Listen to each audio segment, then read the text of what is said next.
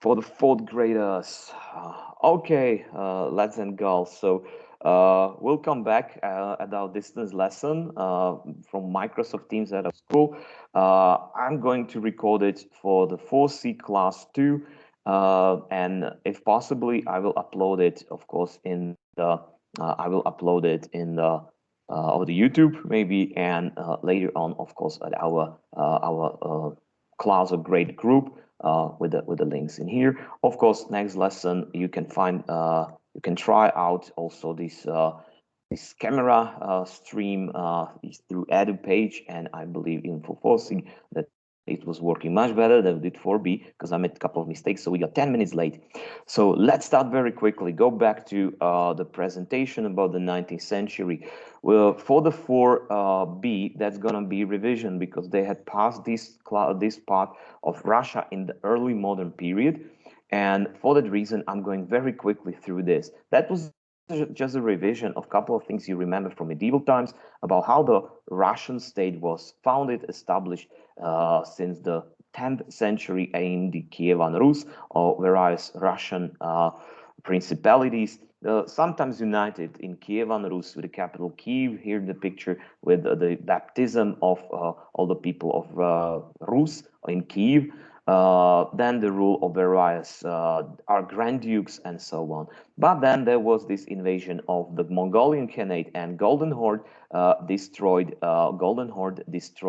these southern principalities, overruled them, and northern principalities had to pay taxes. These were like Novgorod, Moscow, that was the most important, and Vladimir. They were gradually unified by the Grand Duchy of Muscovy, which is Moscow in here, or Muscovite Grand Duchy, which is this big one with green.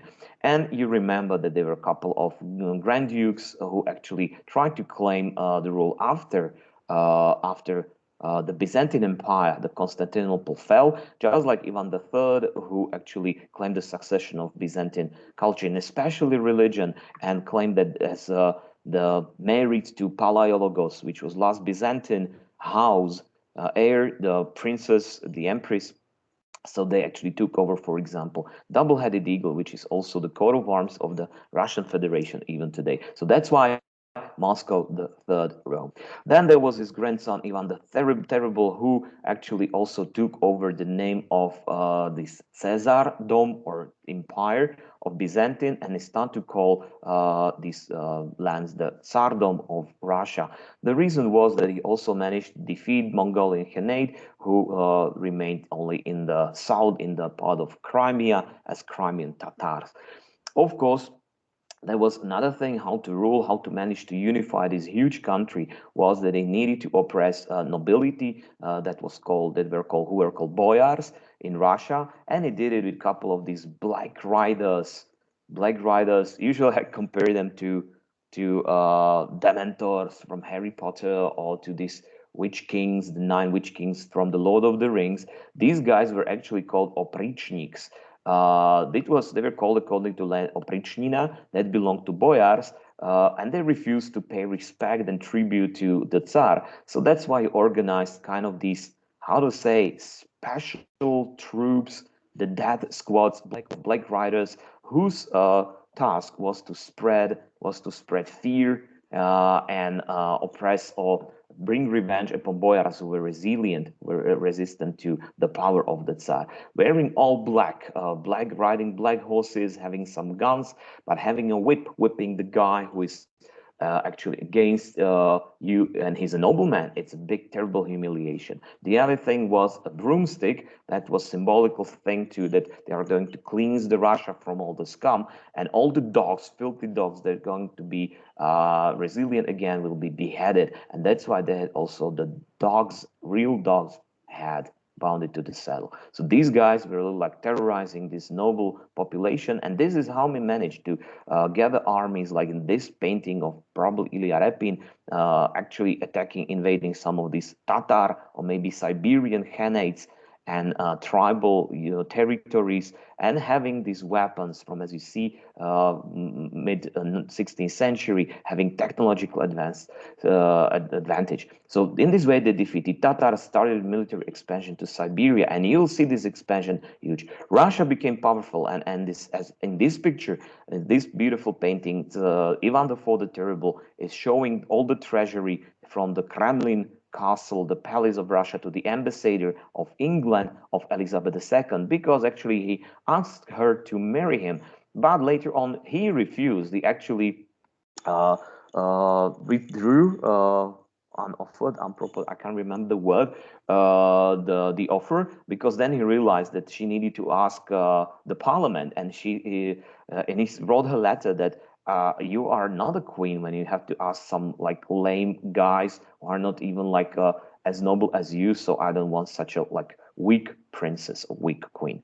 And also the name Terrible is not according to the fear and terror he spread it around, but also strikes of madness he suffered when he got anger bursts. And during one of these, he actually hit his son with a scepter, and he's dying in this also famous painting. This is the one. And when he died, he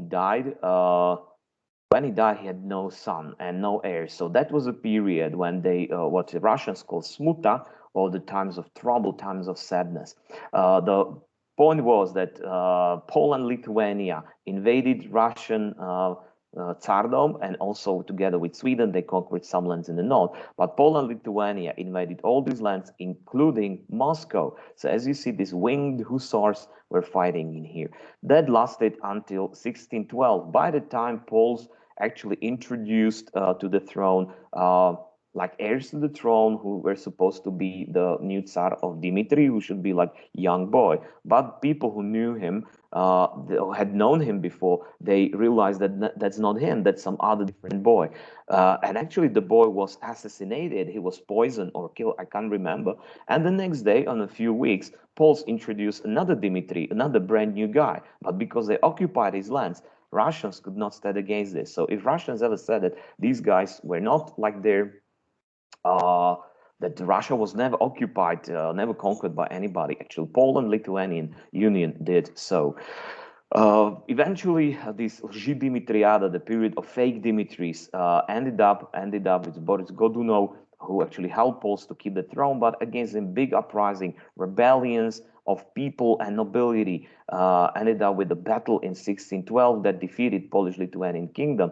And one of the leaders, commanders of these Russian forces, was Mikhail Romanov, who actually proved, like in a great movie, a very funny, adventurous movie that I'm going to show you the link to, actually was victorious and picked up as a new Tsar of Russia, and he managed to expel Poles from Moscow and surrounding. Thus, he established also the Romanov Dynasty. They claim actually the heritage line to even to the Ruriks, which was probably fake document as always. But the point was that they actually managed to do that. So you are not going to hear the sound because this Microsoft Teams, I don't have this.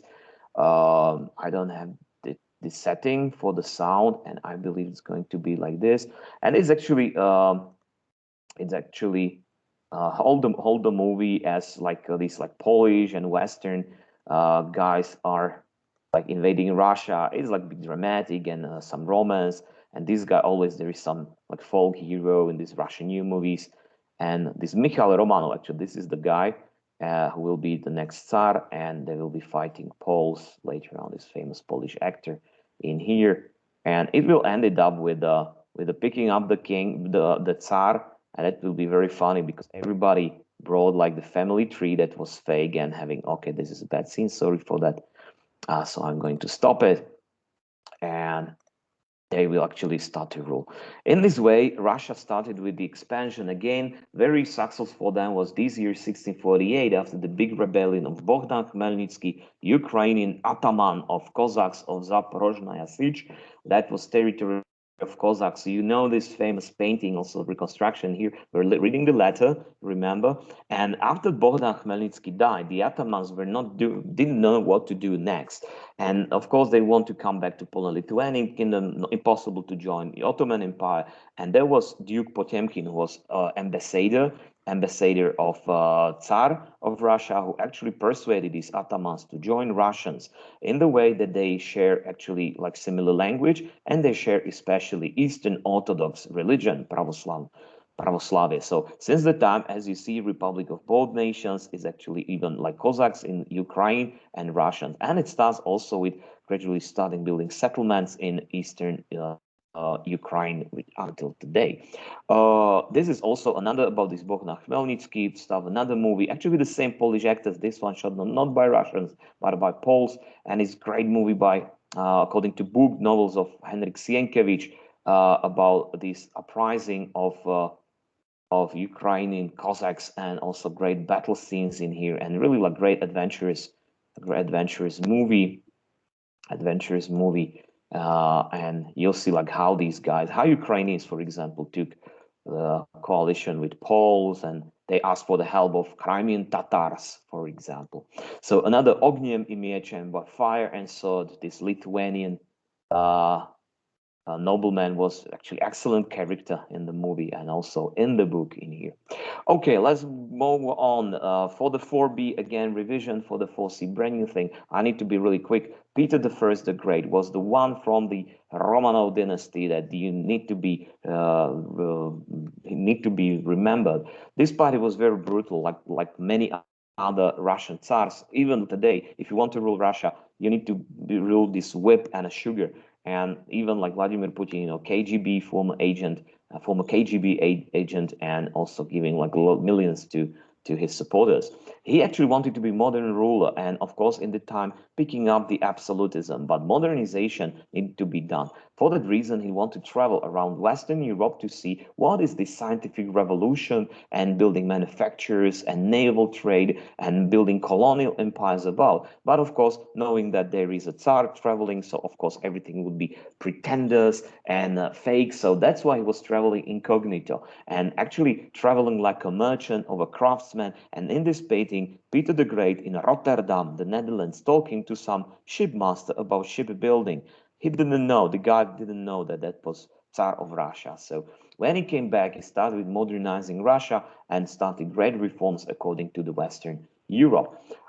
Firstly, he realized that at the time the basic stuff was naval trade, but Russia didn't even have ports to the seas that were not got frozen, that were not getting frozen during the winter. So he needed to get to seas and like warmer seas and start with building these ships and of course all the tools that were common in Western Europe. That's why for the building up manufacture, starting up this kind of industry, he was inviting foreign craftsmen and guild masters. And of course, he also ordered to start a fashion according to the Western Europe. His armies, military were getting green uniforms to also with the wigs. And for example, boyars were forced to cut off, to trim their beards, to have like shaved or a mustache, style. He also changed taxes, made them a bit lower, but according to French mercantilism, supported new businesses. He reformed education, that they established many schools, for example. Also, he simplified Cyrillic alphabet that looked more like this one, and later on it was much easier for people to remember. He also introduced new flags. Both flags were for Navy, and that are interesting because for the civic Navy, he introduced actually Dutch flag. He just reversed the colors, and this is how Russian flag came to be. For the military Navy, he took up the flag of Scotland, but he also reversed the colors, so you can see on the battleships of Russian Federation. Also, reorganization of Army, Navy, according to the modern forms. Again, from the movies, I decided to pick you actually older TV series shot by Americans, but actually very closely according to historical reality from, I believe, there are no more information. That should be like 19, maybe 80s or 1970s. Yeah, even Russian subtitles in here. And this was really, really great, actually TV series too. Well, how he seized power, not the big battle scenes. So if you're not interested in military, you don't have to worry. It's mostly about like all the fight for the throne and the way he ruled the country and about dialogues. But it's one of the really great movies or great series. Okay, so let's move on. Then he actually used this army, see green uniforms, to expand again to Azov Sea in the south, which he claimed, and thus he accessed the Black Sea. Then also he led a big war in the Great Northern War against Sweden, in which he actually claimed the part of the Baltic coast. In this painting, also again Russian army with a battle flag fighting Swedish army. Another great movies in here, and in which they got the mouth of the river Neva. And here in these sandy beaches, he decided to build the new capital city, of course, called according to him in a Western style. That's why he called it Saint Petersburg. Petrograd, and they started with a huge project of building in the classicistic Baroque style buildings with various offices. Only this building, this huge building, is the seat of the Admiralty of Russian Navy. So it's really huge. There are museums, the Hermitage, one of the at the time the biggest gallery in the world for the arts, a lot of bridges, and it's like second biggest city in Russia today. That's why also he changed name of Tsardom to Russia, and that was in 1721. And how he expanded is in here. So I believe you can read it. Territory of Tsardom of Russia in 1500s, 1600s, and 1700s. So times before Ivan the Fourth the Terrible, after the Ivan the Fourth the Terrible, and expansion to Siberia, even to Kamchatka, but during the rule of Peter the Great, and even further on. So also legendary Tsars, he actually managed to make a lot of deeds, like acts of heroism. For example, marauding the city of Narva in Estonia when he heard that his soldiers started to rape women and plunder. So he rode his horse back to the town quickly with a sword and starting hitting his own soldiers to stop plundering. Then he said, now people of Narva, Estonians, are also the subjects of me and people of Russian Empire. You have to behave them like this. So that's why he was respected not by only Russians, but also by other nations too. Even his death was symbolical because while one day during the winter, when walking on the bridge, he saw that one of the small boats with a fisherman just turned down. And the fisherman started to drown in the sea. So he just jumped to the river, actually saved the fisherman, but he died himself, probably of cold or like drowning together. So great Tsar and founder of modern Russia died by saving the peasant or like commoner. Catherine the Second was another, also Catherine the Second the Great, and she was great empress and kind of a rule similar to our Maria Theresa. She was originally a princess from German states of Hanover, and she got rid of her husband Peter III. There is actually very funny comedy TV show. Those who are angry about black people acting like Russians, so don't watch it because it's like artistic, of course, variation for them, full of funny and maybe bad humor. Actually, my Alanka, she loves it. She loves watching it. Actually, she started these enlightenment reforms in here. What remained was the serfdom. That, for example, in Austria, in our kingdom, they tried to abolish it, but again, it was restored. So that's why, just like Austrian Empire, even Russia remained kind of like underdeveloped, despite of manufacturers like great power.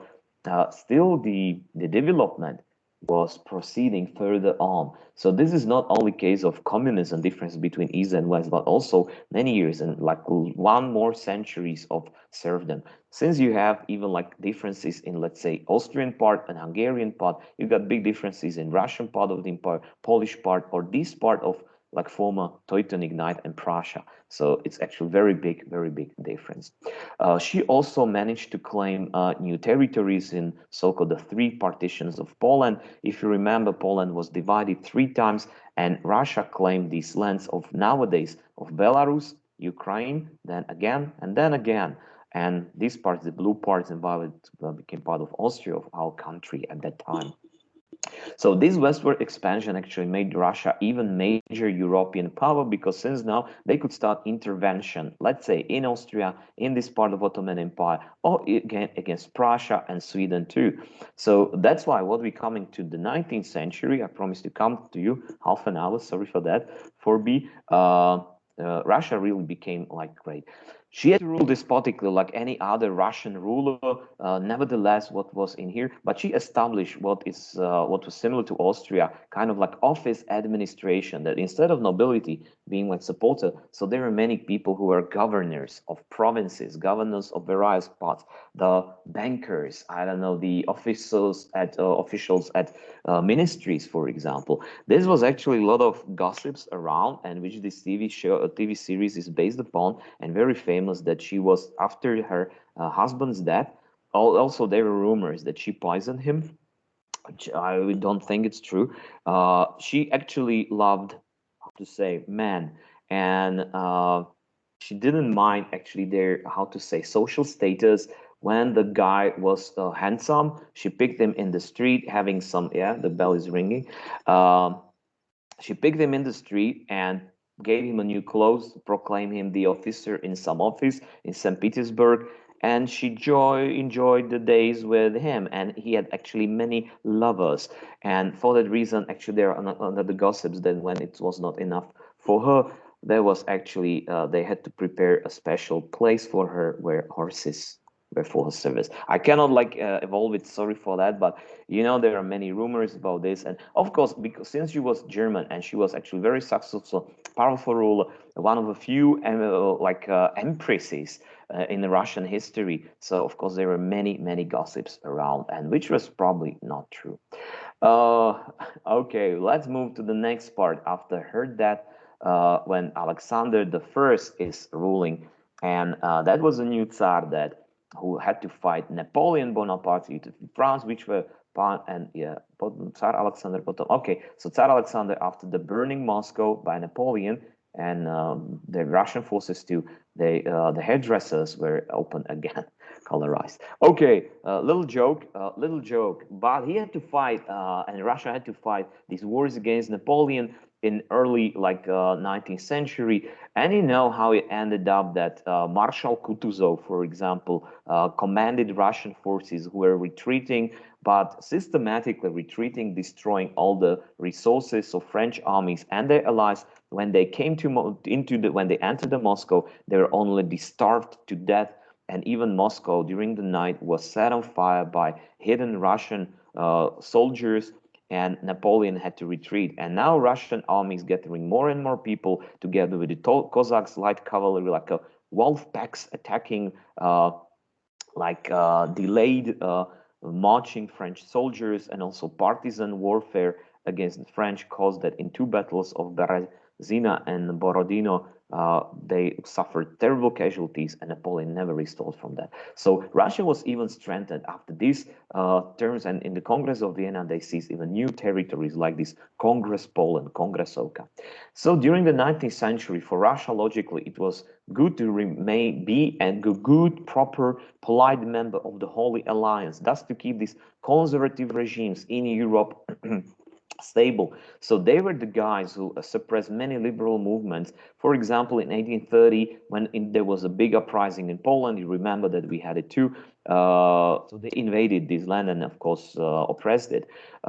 When there was this 48 Spring of Nation revolutions, I told you also how Magyar-speaking Hungarians with Lajos Kossuth were fighting not only Austrians, but also Slovaks and Croatians and Romanians, and nobody could defeat them. Only when Russian armies of Alexander the First came in here, and actually for many Slavic people, this arrival of Russian armies was like a savior is coming back, and they were looking like these guys can be the ones who are saving us. Only few of them reminded, look at Poland. These guys they don't have to be friends. They can be actually a ruler. That's why the nickname, the policeman of Europe, Žandar Europy, was actually very correct for that time. Even not only their, not only uh, the abroad, like foreign affairs, but Russia remained this conservative even after the death of Alexander the First. When, for example, young liberal nobility and also army officers were preparing coup d'état, in which they wanted to proclaim either constitutional monarchy, maybe republic, whatever better than conservative absolutistic tsardom. So this December uprising in 1825 was called the Decembrist Revolt. Po slovensky používame ruský pojem povstanie dekabristov alebo dekabristov, December, December. This was actually suppressed in the streets, these soldiers like marching, but it was suppressed. And for that reason, Russia was scared. And like, what if these changes can come from inside? For that reason, they needed to keep people believe that the Tsar and this conservative monarchy is the best option for them. For that reason, especially intelligence services, intelligence agencies, secret police of Russia was preparing all the propaganda in the media, in abroad, at schools about how Russia is great and how there are foreign powers trying to destroy Russia from inside. And for that reason, they were picking up various enemies who were actually poorer or worse than the others. So West is decadent and bad. Jews are preparing to create like their own Zionist rules, and Russian intelligence agency wrote the protocols of Zionist elders. And even today, neo-Nazi and fascists are using these fake books from the 19th century written in Tsarist Russia to keep hate against Jews alive, and still it's used by them. Then there were, for example, books proclaiming that all Slavic people are great and they should be unified under the flag of Russia. For that reason, they were supporting this movement of Jan Kolar and Pavel Josef Šafarik. Again, when Ľudovít Štúr desperate, moved back to pan-Slavism, he wrote the books Slavism or Slavdom and the World of Future, Slovanstvo svet budúcnosti. It was written in German, but it was published in Russia by Russians with Russian money, because Stur claimed that Russians will overrule the world today and we should like unify with them and forget about language. All his like life work, we should go back to Russia. For them, it was great. So also they were like doing some fake archaeological excavations and fake sensational discoveries about Book of Veles, about great ancient gods and goddesses. So it was very different, and there was pan-Slavism, but at the same time, it was full of fakes and like fake histories in here. So that was actually a big problem, and still it's alive among, how to say, nationalistic scene in many countries, not only Russia, even here in Slovakia. Okay, let's have a look at a couple of more pictures. Northern Asia with Russian expansion in the 19th century. Look at this. Not only they claim all this modern Russia, but even Kazakhstan got to lands which are borders today, or the former Soviet Union. So Persia, Iran, Afghanistan, that actually Russians failed to intervene, even India. But when they look at the map from the world, so it was very different. So now since 1820s, after the uprising of Greeks, fighting the Ottomans, we are going to learn about it too. Russians aimed their expansion to the Balkans because now they were limited with China, with the mountains in here. Access to the Indian Ocean was kind of like problematic to Afghanistan and Persia. So for them, European expansion can be really possible. So from their point of view, it is very different, because when we have a huge Austrian Empire, look at this, Balkans in the hands of Ottoman Empire. For them, this is nothing. What about destroying Ottoman Empire? Russia is too big enough to destroy them. Why not? So conquest of Caucasian countries would be another step, claiming Caspian Sea and maybe like claiming Istanbul itself. And what about maybe reconstruction of Byzantine Empire under their rule? So first aim of foreign policy of Russia was to gain influence in the Slavic and Orthodox countries, like, for example, Serbia, Bulgaria, but even Romania, which is not Slavic. For that reason, any revolts against Ottoman occupation of Serbs, of Greeks, of Romanians, of Bulgarians was always supported by Russians, sometimes by weapons, sometimes with propaganda, sometimes with diplomacy, very often with the direct military intervention. Second aim was to gain access to the Mediterranean Sea, because even in the Black Sea or Caspian Sea, these are actually inland seas. Even claiming Istanbul, you need to cross this small Marmara Sea and Aegean Sea, and there are British fleet. So having access to the Mediterranean can actually claim also to Gibraltar and even to the upcoming Suez Channel being built at that time. So conquering the conquest of Bosporus and Dardanelles would be another one. Both goals demanded to destroy the Ottoman Empire in the south. So now there were a couple of conflicts of Russia in the 19th century that were very important for them. The first one was Crimean War. You know that Crimea is a peninsula in the northern part of the Black Sea that at the time was the territory of Ottoman Empire for about like a few centuries, it was settled by Crimean Tatars, former vassals of Golden Horde Mongolian Khanate, and later vassals of Ottoman Turks. Most of the times, this Crimean Khanate was quite of independent, and Russians, of course, were attacking it for many times. Now, this was not only case of Crimea, because Crimea was already conquered by Russians, and slowly they were actually settling Russians in here. Russian-speaking, of course, population, and Tatars were being moved to Siberia. That's why gradually within 200 years, Crimea changed their ethnicity to more like Russian-speaking. So if you watch contemporary Russian videos of historians, they actually never start history before Mongolian Khanate or before this Russian expansion. They all start like 18th century or maybe 17th century, so it's pretty too late. But now what happened? There was actually in 1852-53, there were a couple of uprisings in Moldova and Wallachia, which will soon to be united into Romania, but also Bulgaria and Serbia. So Russians organized a big armies and invaded these lands to support the Slavic and Romanian peoples to fight the Ottomans. But now what happens? What happened? Russians were so successful they marched along the coast of the Black Sea, and they got very close to Istanbul itself. So it was really like realistic, real thing to happen, that Russians may actually deliberate Constantinople and restore it. Yeah, for history and this fairness and justice, that seems to be nice. But for other countries that have had already big colonial empires like British Empire and France, that would be terrible if a huge Russia would claim this access to Mediterranean Sea. So they decided to support the Ottoman Empire with intervention against Russia. What is even more, if you remember I have to correct the mistake in here. Okay, give me a moment, please. Sorry for that. I can't use it only like this. One comma.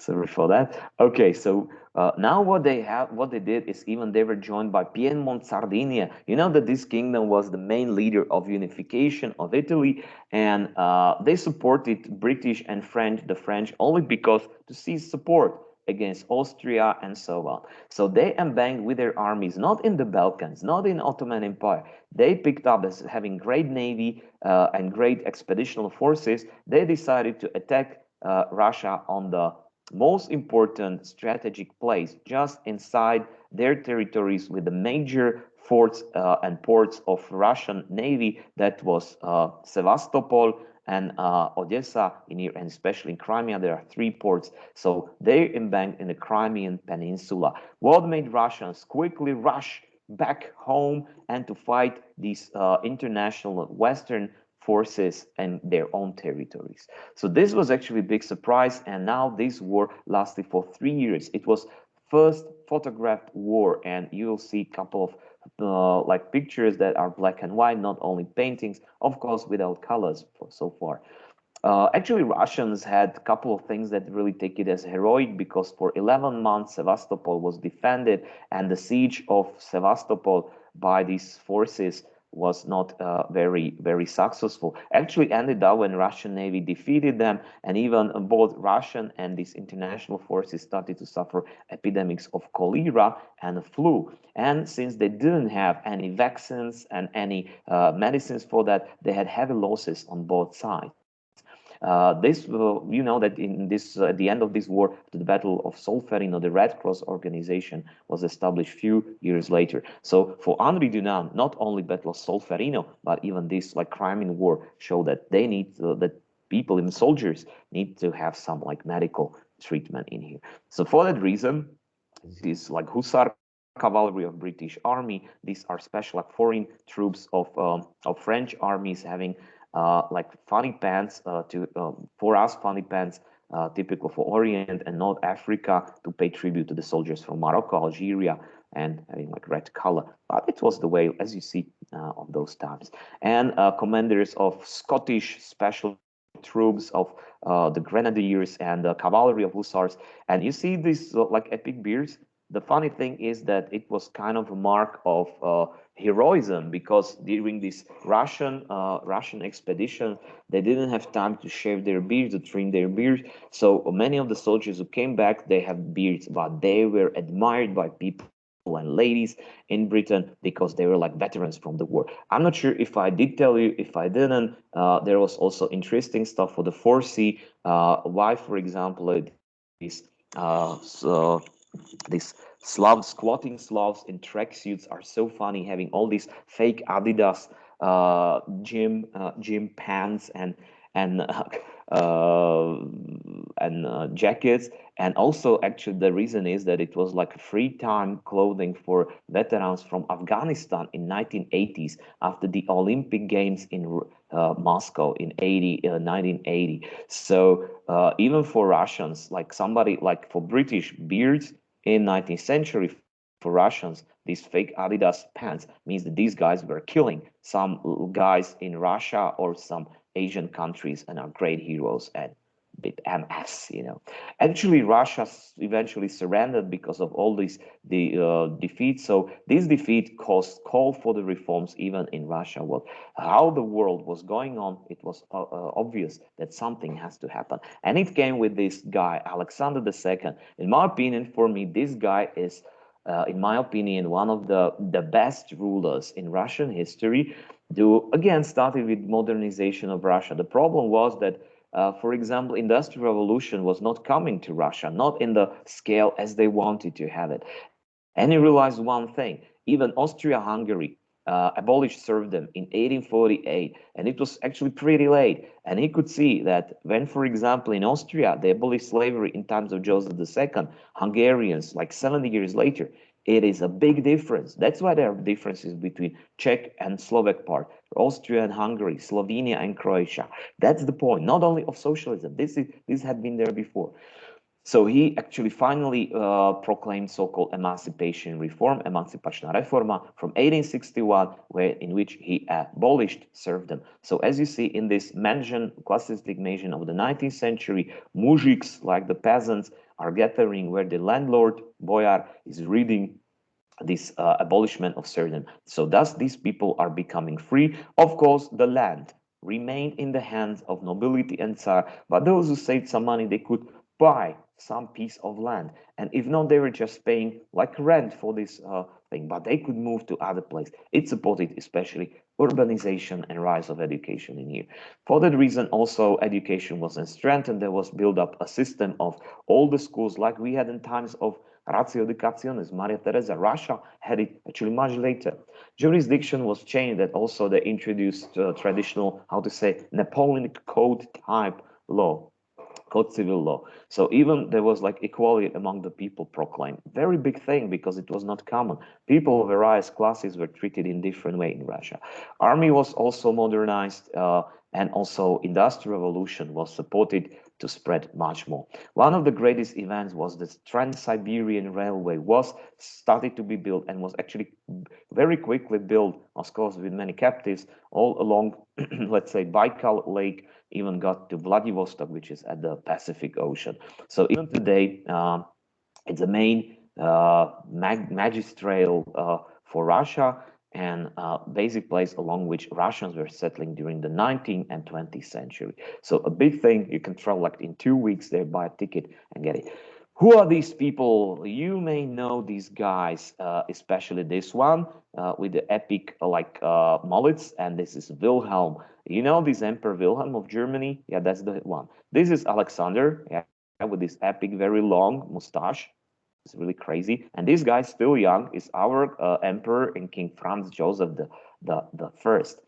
Actually, at the time, there started to be being built an alliance between France and Britain for a while in 1873. So for that reason, there was attempt to create like a balanced like opposition against them. They call it the League of Three Emperors, or the Three Emperors League, Spolok Troch Cisárov, which was Tsar of Russia, Austro-Hungarian Emperor, and German Empire. But it failed very quickly, because Russians, despite having very conservative regime, they realized that both countries, like Germany with Poles and Austria-Hungary, Czechs, Slovaks, Croatians, Romanians, and Serbs, they see these guys as the enemies. because all these Slavic people of these two German-speaking or Hungarian also speaking lands are actually looking at Russia as the savior. And at the time, even like people from our national awakening movement were like expecting Russia to help us. So that was logical that despite Russia is preparing to attack Ottoman Empire from behind, release the dogs of Slavic nations, still there is Britain or maybe Germany waiting for them uh, to attack them. So actually nobody liked Russia despite of that. And it appeared in this war that was a big and important conflict, very similar to Crimean War at the beginning, Russian or Russia-Turkish War of 77 and 78. Russians again supported uprisings in all these countries, in Bulgaria, Serbia, Bosnia Herzegovina, and they invaded Ottoman territories again. This skirmish of cavalry of Ottomans and Russians is happening somewhere near Edirne or Drinopol, which is only, I don't know, 100 kilometers from Istanbul. So again, the scenario was repeating when Russians were invading these lands along the delta, crossing the Delta Danube River. Then Romania, of course, Dobruja, Bulgaria, and as you see, they claim to the gates of Istanbul, which was again the chance that they may restore Byzantine Empire again. For that reason, Turks surrendered and they offered a peace in which they offered independence for Bulgaria, which is a huge conquest for Bulgarians. So Bulgarians seized independence after how many? 500 years of occupation. This was called the Treaty of San Stefano, San Stefanski Mir. But there must be another peace because this peace was actually too much, too big. So again, Western powers now organized a Congress in Berlin in 1878. That was not only Britain, it was not only Britain, this is Benjamin Disraeli, Prime Minister of United Kingdom, and France, but also they invited other countries, Italy, as you see, Otto von Bismarck for Germany, and this is János Esterházy, or Miklos Esterházy, Minister of Foreign Affairs of Austria-Hungary, but also Ottomans and many other countries, Belgium, and many others. And this was actually only Russians were not invited. Sorry for that. And the thing was that instead of military intervention, let's use diplomatic, pragmatic, political, in which let's offer Ottomans, but also Bulgarians, new, how to say, new negotiation, new treaty, which wouldn't be so good for Russia. But then they would offer Bulgaria independence with the approval of all European powers. So that's what happens. To prevent Russia from seizing Istanbul, Western powers met in the Congress of Vienna and changed the results of this treaty or peace of San Stefano. The results were not very good, but Bulgaria was approved to have independence. And now Alexander II was he was not very successful. He went in depresses and also hostility of the people. And this failure caused that people hated him. And because it was the beginning of a big anarchist assassinations period, who were actually socialists most of the time, or later on Bolsheviks. So Alexander II was assassinated in 1881 when his carriage with his body exploded with a prepared load of explosives. Now Russia got into the crisis during the Alexander III, but what happened in Balkans? Romania was approved the independence. Bulgaria used to have these aligned territories, but remained the small ones, but their independence was approved. So even Ferdinand Coburg, the new Tsar of Bulgaria, was happy to have the support of, let's say, Austria, Hungary, and Germans and Britain, and so on. Even Serbia was given partial independence in 1876-7. So failure for Russia, but great actually results for Balkan nations, because most of them, the biggest, were given independence in 1877 and 76. The last Tsar of Russia, Nicolas II from the Romanov Dynasty, one of the most famous, or maybe infamous, he was very conservative in this way, and he changed policy after these two Alexanders. He stopped actually all the liberal reforms in politics. Also, he introduced censorship. He started with strict Russification of other ethnic groups like Poles in Kongresovka, Ukrainians. They started with anti-Semitic policy, and Russian army and the squads of Cossacks were sent to Galicia, to Halich, where they start attacking shtetls, which are Jewish villages, during the night, and actually destroying, killing people, and running away. So nobody could prove that that was Russian army. Again, it reminded me intervention, invasion of Russian forces with node markings into Crimea. What Vladimir Putin commented that this was just a case of like some like green man coming, like little man coming in here. We know there were Russians in here. From here, not only Jews, but even Gypsies, Romani people were being expelled from here. So there are not any Romani people living in Belarus or Ukraine now these days. And these pogroms caused a big diaspora of Jews and were to America. And this was a basic Jewish uh, like a migration to USA. We were actually very rich and great and educated people who actually made USA really rich, especially Wall Street as bankers. More about these Russian pogroms depicted and described, for example, in this page of a couple of ladies from Turkey and Russia itself about the article how these all these villages, a number of pogroms. Look at this to the settlements and how it was. So these are territories. Look at this, Slovakia, very close to our borders. Many people, not only Jews, but even Ukrainians and Russians were escaping. And I can tell you that probably one larger part of my family was living in Halič in Galicia, and they escaped from these Russian territories to Austrian territories, even to Slovakia. So there's also in this period. So you got all the graphs, all the charts in here of this very period, the very sad period, dramatic period of Jews. Still, a lot of Jews remain there, but that was destruction of one of the biggest parts of this. Okay, let's move on. In 1890s, Nicolas II, he tried to find support, especially of the French and the Britain, but they were not very like willing to do that because already, how to say, emancipation and education moved on. That these two countries were too liberal, and they knew a lot about what was happening in this nationalistic Russian policy of Nicolas II. So they were like pretty against it. That's why Nicholas II tried to attract them, that he passed very liberal economic reforms in Russia. I would call it libertarian, free market, and opening all the market of Russia for foreign investments.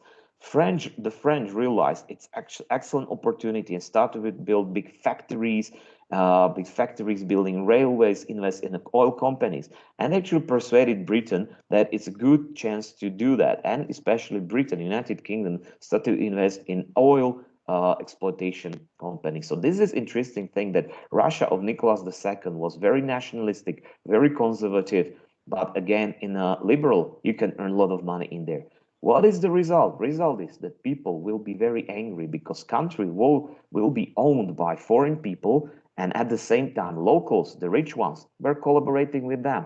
Are they going to share the wealth? No. Do they have something from the money, from oil, from factories? No. And there is big workers' class rising in Moscow, St. Petersburg, in Donetsk, in Kiev, in the Tsaritsyn, which will be Volgograd and Stalingrad later on. So this is going to be like a big social barrel going to explode soon, which happened after this Russian-Japanese War of 1905, when Japan had passed big reforms of Meiji, if you remember that, and within 50 years they built a big military navy, and they provoked conflict against Russian with the invasion to Korea and Manchuria, northern part of China. Here, Russians suffered big defeats, as you see that these territories were actually occupied by Japanese army, which Russians could not defeat. And these are both like Russian naval flag and Japanese naval flag, that all this Pacific fleet was defeated by Japan, who invaded these lands later on. This defeat in Russian-Japanese war caused big things and dramatic changes. I will actually upload you a lot of these TV show of young Indiana Jones because he was living in this moment as this character in this part as a young boy, and later on in the First World War he will be doing as a young man, like 19, 20 years old at your age. So I uploaded this documentary about like history of Russia of this period, and this is Lev Nikolaevich Tolstoy, and one episode will be like Indiana Jones is meeting with him. So maybe surprising, but you will find this again too in here. What caused? What followed the next? This defeat caused that many of these army men started to rebel, and under influence of socialist and anarchist ideas, they start to rebel, and the sparkle was the mutiny and the battleship Potemkin, where the soldiers or the navy, like sailors, rebelled and, of course, executed their commanders. And then many of the garrisons in Russia and St. Petersburg started to fight. Also, people who were suffering of hunger and justice in Russia started to march to the Winter Palace, the seat of Alexander, for Easter Friday, to ask him for a help. But it's an army who start to shoot to them and kill many of them. And it turned out to be that many people started to build barricades to get soldiers and soldiers. There was a big revolution of 1905. This revolution was suppressed, but Tsar realized that he had to accept at least the assembly, a new parliament with limited power that can actually at least propose or approve some of these laws. Something that was Parliament of England in the 13th century. They called it the State Duma, alebo Štátna Duma, and in this way, the constitutional monarchy was established.